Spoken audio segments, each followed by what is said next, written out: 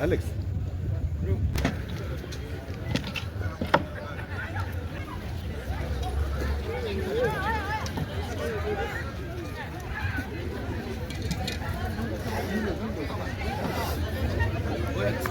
Nafasi hapo, nafasi. My brother.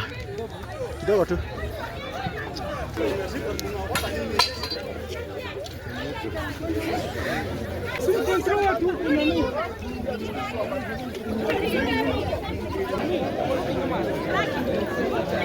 Boss, songa kidogo ndugu. Simameni basi hapo.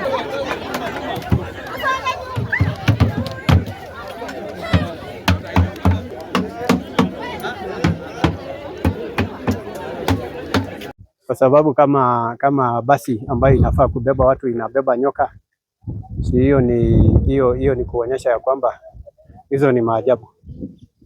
So leo imetokea hapa Namanga, hiyo basi bado tu iko hapa na tumeshangazwa sana na jambo hilo.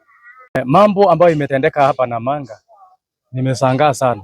Swali la kwanza ambao nimejiuliza mimi kama mwananchi mali hapa Namanga ni kwamba kwani hamuna nyoka Kenya? Nyoka inasafirishwa kutoka Tanzania kuelekea Nairobi.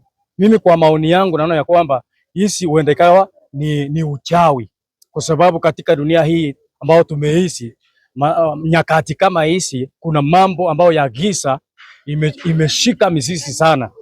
Whereby bus operators by name Kidia One Express, upon reaching at the one border post, the multi-agency team during search they intercepted a wooden box, snake inside, and upon that search it was established that it was traveled from Dar es Salaam to Kenya, and the owner of the consignment has not yet been established, but we have the contacts. The bus and driver and the conductor have been arrested. They have been held in custody at Namanga Police Station.